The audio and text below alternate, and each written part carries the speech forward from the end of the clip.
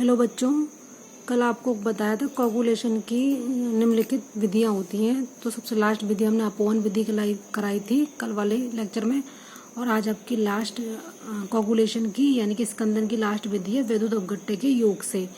बच्चों, कल हमने समझाया था कि कोई भी कोलॉइडी जो विलयन होता है उसके चारों ओर एक अधिशोषित परत होती है जिससे कि वो कोलॉइडी विलयन स्थायित्व में रहता है।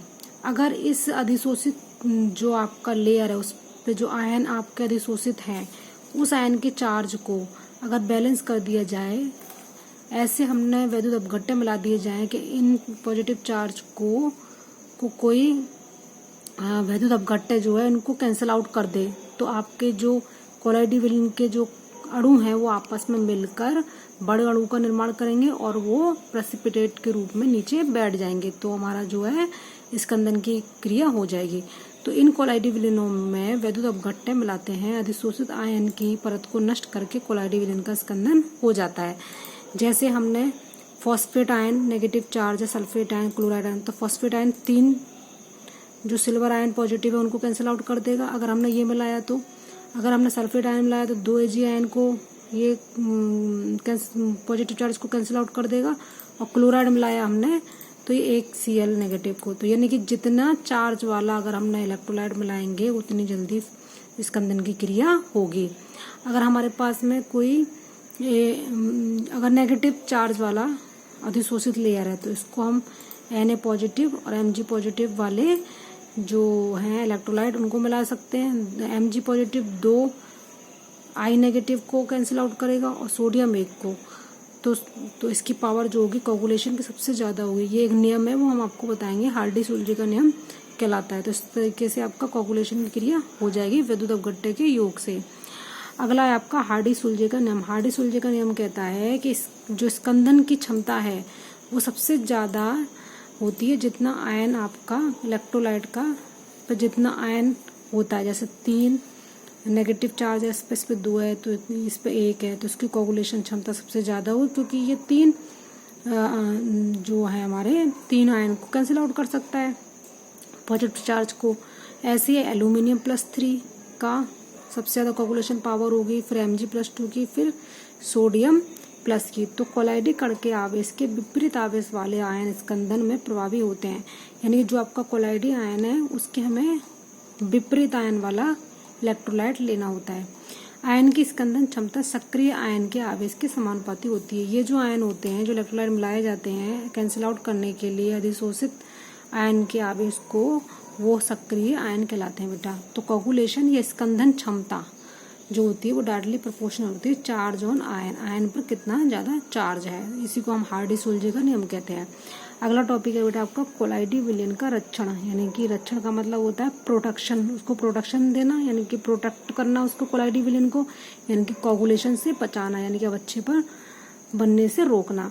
तो द्रव स्नेही कोलॉइड द्रव विरोधी कोलॉइड से अधिक स्थायी होते हैं, हमें पता है, ठीक है। द्रव स्नेही कोलॉइडों में द्रव विरोधी कोलॉइडों के रक्षण का अद्वितीय गुण होता है, ठीक है। जब किसी द्रव स्नेही कोलॉइड को द्रव विरोधी कोलॉइड में मिलाया जाता है तो ये द्रव विरोधी कोलॉइड के कणों के चारों ओर एक परत बना लेते हैं एवं वैद्युत अपघट्य से इनकी रक्षा करते हैं।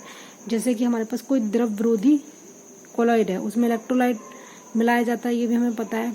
तो उस इलेक्ट्रोलाइट से अगर हमने थोड़ा सा द्रव स्नेही कोलॉइड उसे मिला दिया तो द्रव स्नेही कोलॉइड क्या करेंगे, जो द्रव विरोधी कोलॉइड के चारों तरफ एक लेयर की फॉर्मेशन बना देंगे जिससे इनकी रक्षा करेंगे, किससे, जो इलेक्ट्रोलाइट डाले जाते हैं उनसे, ठीक है। तो इस तरीके से आपका रक्षण होने लगेगा किसका, द्रव विरोधी कोलॉइडों का, कि चारों ओर एक परत बना लेते हैं एवं वैद्युत अपघट्य से उनकी रक्षा करते हैं। तो इन द्रवरागी कोलॉइडों को रक्षी कोलॉइड या प्रोटेक्टिव कोलॉइड कहते हैं एवं इनका जो प्रभाव है उसको हम प्रोटेक्टिव एक्शन या रक्षी क्रिया कहलाता है बच्चों। तो आपका अगला टॉपिक है गोल्ड नंबर। गोल्ड नंबर क्या होता है, गोल्ड नंबर होता है, ये इम्पोर्टेंट है आपका गोल्ड नंबर। गोल्ड नंबर क्या होता है कि हमने एक ट्यूब में, एक टेस्ट ट्यूब में हमने गोल्ड का सॉल्ट लिया, स्टैंडर्ड गोल्ड का सॉल्ट लिया बेटा, ठीक है, सॉल्ट लिया 10 ml लिया हमने गोल्ड का सॉल्ट, उसमें 1 ml NaCl 10% NaCl 10% NaCl का मतलब उसकी कंसंट्रेशन 10% है, उसका हमने 1 ml इसमें मिलाया। तो इस जो ये कोलोइडोसॉल है आपका, गोल्ड सॉल क्या है आपका कोलोइडोसॉल है, तो इस कोलोइडोसॉल की रक्षा करने के लिए कि इसका कोगुलेशन ना हो, यानी कि इसका जो NaCl हम मिला रहे हैं उसका इफेक्ट इस पर ना पड़े, तो हम द्रव रागी, हमें पता था कि द्रव स्नेही कोलॉइड हम मिलाते हैं, तो द्रव स्नेही की वो ml में वो मात्रा जिससे कि NaCl से इसकी रक्षा करे, वो गोल्ड नंबर कहलाता है बच्चों। तो यानी कि गोल्ड नंबर क्या है कि गोल्ड सॉल की रक्षा करने के लिए द्रव स्नेही की जो मात्रा मिलीग्राम में मिलाई जाती है NaCl से इसकी रक्षा करने के लिए, वही उसका गोल्ड नंबर कहलाता है।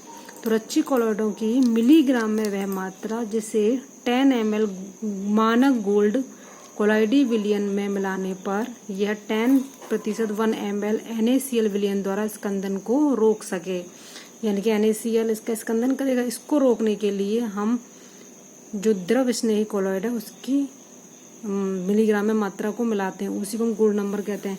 जो रच्ची कोलॉइड होते हैं वो इन्वर्सली प्रोपोर्शनल होते हैं गोल्ड नंबर, जितना ज़्यादा होगा गोल्ड नंबर उसका, उसकी रच्ची कोलॉइडों की संख्या, यानी कि सबसे कम आपके गोल्ड नंबर वाले जो होंगे वो रच्ची कोलॉइड होंगे, यानी कम हमें मात्रा मिलीग्राम में मात्रा मिलानी पड़ेगी।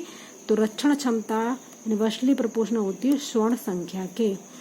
आपका लास्ट टॉपिक है बेटा इस चैप्टर का इमल्सन। इमल्सन क्या है? जब किसी कोलॉइडी विलयन में परिक्षिप्त प्रवस्था तथा परिक्षेपण माध्यम दोनों ही द्रव अवस्था में होते हैं तो इसे इमल्सन कहते हैं। इमल्सन आपका दो तरीके से बनता है, तेल का जल में इमल्सन, इसका एग्जाम्पल है मिल्क यानी कि ऑयल इन वाटर, एक बनता है आपका जल का तेल में यानी कि वाटर इन ऑयल, इसका एग्जाम्पल है क्रीम, यानी कि जब वाटर में ऑयल को मिलाया जाता है और जब ऑयल में वाटर को मिलाया जाता है बच्चों, ठीक है। तो इस तरीके से दो प्रकार के आपके इमल्सन बनते हैं। ये इमल्सिफाइड आपके एजेंट्स होते हैं जो मिलाए जाते हैं जिससे इमल्सिफिकेशन की क्रिया होती है बच्चों। तो इस तरीके से आपका ये चैप्टर खत्म होता है और आप नया चैप्टर स्टार्ट करेंगे अगले लेक्चर से। अभी के लिए इतना ही।